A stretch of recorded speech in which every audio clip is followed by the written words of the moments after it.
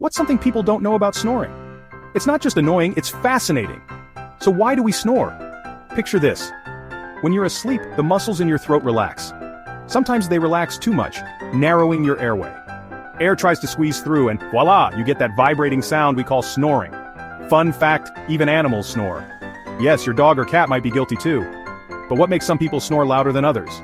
Things like sleeping on your back, having a cold, or even your anatomy can play a role.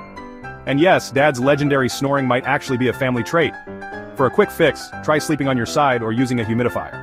And if snoring's a big problem, it might be worth talking to a doctor. So next time you hear that nighttime symphony, you'll know what's really happening. Sweet dreams and quieter nights ahead.